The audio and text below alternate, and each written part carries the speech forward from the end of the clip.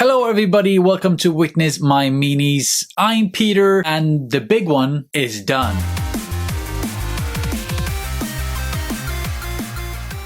So I thought I'd be perfectly honest with you about this one. I got really hyped about painting it and some parts was really fun, others not so much. Well, the end result don't suck.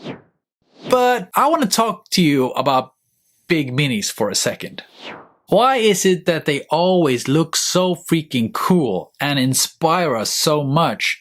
And yet when we paint them, it's kind of draining. I started this project by making the base.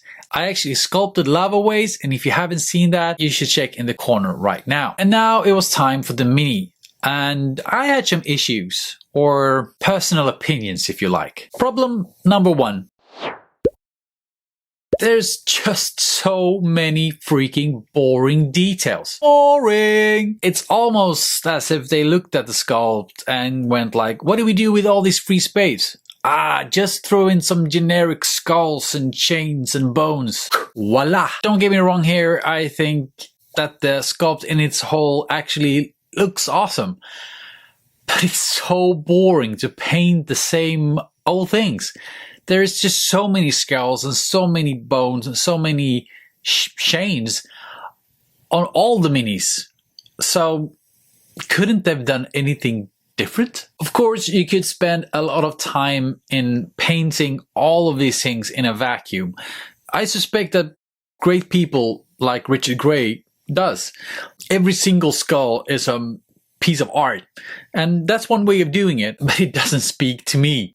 For me, it's kind of hard to keep up the joy with a project if it goes for too long.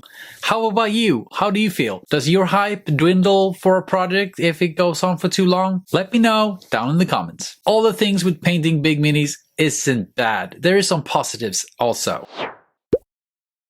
Since the mini is so big, we can actually work in tandem with the brush and the airbrush to a very fast and effective result. Like I did here on the body, I put down a very rough sketch with my big brush. I started with a dark color, going up in brightness, and also shading with some magenta. I do this very quick and fast, and it does look like garbage after this point. But what I do later is I come back with the same colors through the airbrush and I blend all of this together, since I do have that big surface to work on.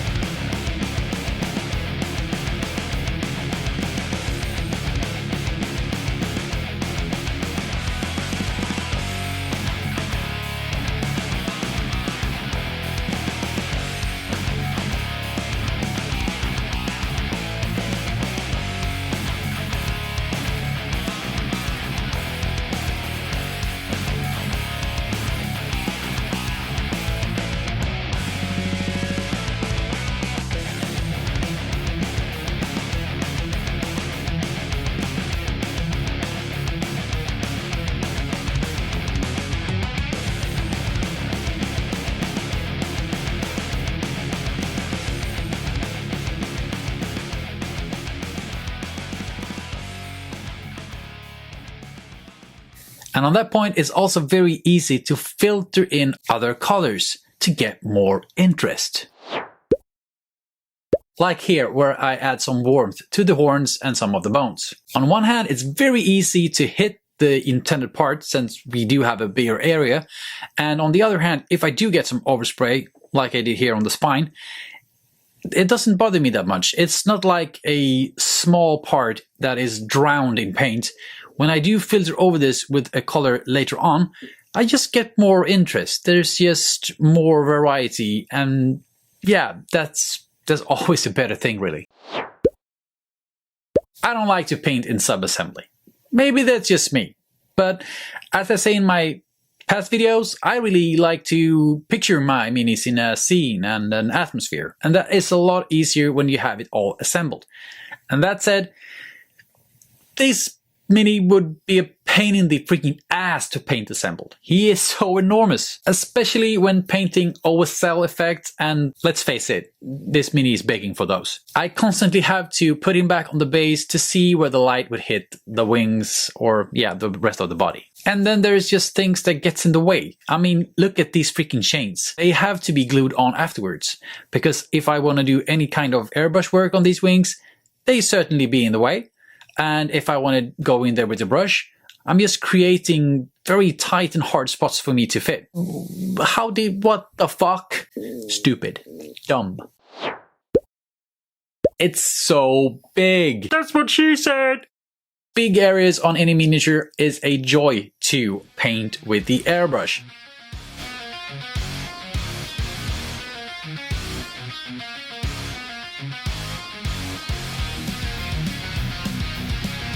Just look at this.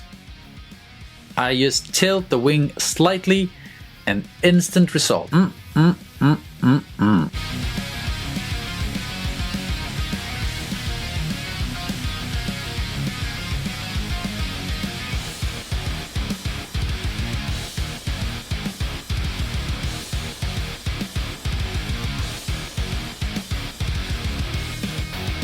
same goes for, let's say, the face. Usually very small on a miniature, but because we have a bigger miniature, the face is bigger. Duh. And we can highlight it and filter it much easy and very effective.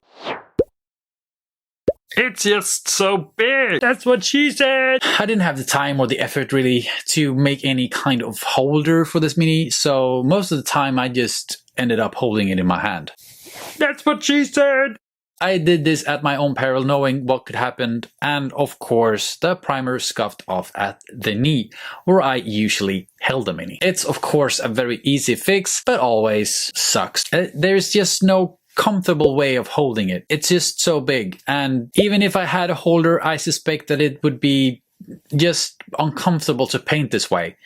I did the final touches with it all assembled, and yeah, it's very clunky. I don't know. It's, yeah, what to do. So my thoughts on the color choices of the paint job was deeply rooted in the lore about Bellicor. Being the first one to ascend to demonhood, receiving boons from all the 4 gods, I thought that I might represent that on the Mini. So I thought that the shadowy skin and the blue OSL from the warrior laying at his feet would represent Slanesh. The fiery hot base would represent Khorne, and the green glowing chaos mark on his chest would represent Papa Nurgle, as well as some rusted chains. And last and not least, the fickle blade would of course represent Singe. If you want to know how I painted this OSL, you should check out the video in the corner right now, where I painted the Signs of the Flame in the same kind of OSL scheme. All my OSL effects, I use Scale 75 Fluorescent set.